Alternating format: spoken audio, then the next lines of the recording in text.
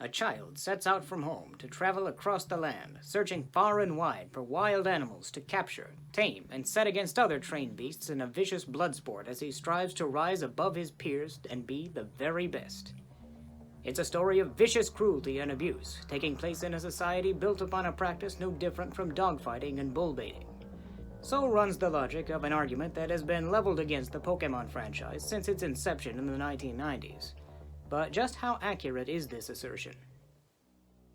Today, I'll be diving into something a little different. Being one of the generation that was captivated by Pokémon when it first hit American shores in the late summer of 1998, and having retained my fascination for those classic games and the world they depict, it seems only right to bring to the fore a highly controversial aspect of this beloved property. Is it really just cockfighting? I'm Tyler Martin, and this is Monsters from the Id.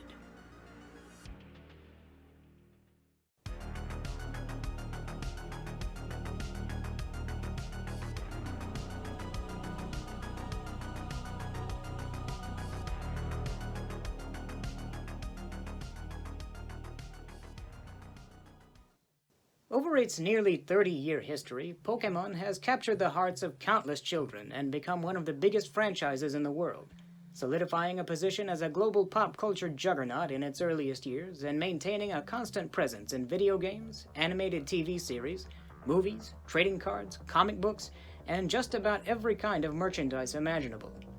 Fans are always ready for more, and more will surely keep coming. But there are critics who claim that its ostensibly innocent premise, whether deliberately or not, instills in children a flippant disregard for the well-being of animals for the sake of glory and entertainment.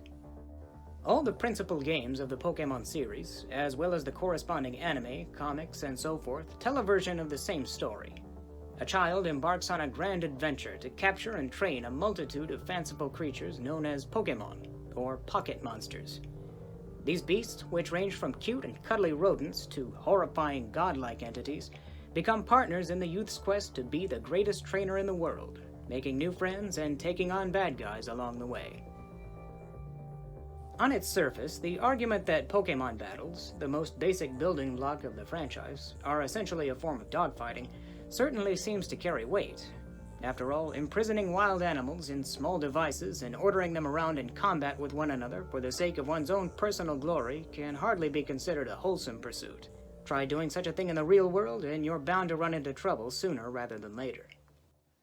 But then, the world of Pokémon differs substantially from our own in many crucial ways. Pokémon are by nature highly competitive and seek out capable humans to guide them in honing their fighting instincts, and they can and do deliberately disobey trainers whom they find unworthy.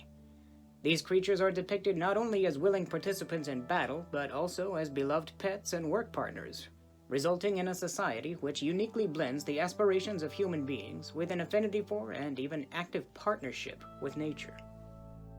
This idea stems from creator Satoshi Tajiri's childhood days as an avid collector of insects. As the years passed, he became dismayed as many of the forests, fields, and riversides which had made such perfect homes for bugs were developed into highways, residential areas, and other monuments to the march of progress. In originating the concept of Pokémon, Tajiri sought to preserve that love for the Earth in its natural state, creating a more pure, integrated world where the customary lines dividing civilization and nature are blurred.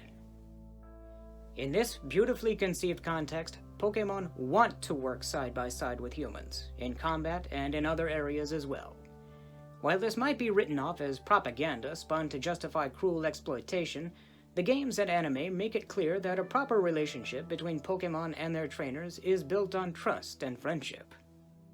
Of course, in order to illustrate a proper relationship, we must also be aware of what makes an improper one, and that's where the bad guys come in. Every mainline iteration of Pokémon features a group of villains who use the monsters to do their dirty work, usually by coercion and brute force. Other unsavory trainers make appearances as well, selfishly pushing their Pokémon to the point of exhaustion and serious injury for the sake of victory. In every case, it is made clear that this is not what being a trainer is all about, and that without mutual confidence, respect, and teamwork, you'll never get anywhere. So, is it really just cockfighting? You, the viewer, may reach your own conclusions, but I would urge you to think carefully on the origins of Pokémon and the themes it so clearly expresses before rushing to a harsh judgment. If you enjoyed this video, please don't forget to hit that like button and subscribe for more Monsters from the id. As always, thank you for joining me. I'll see you next time.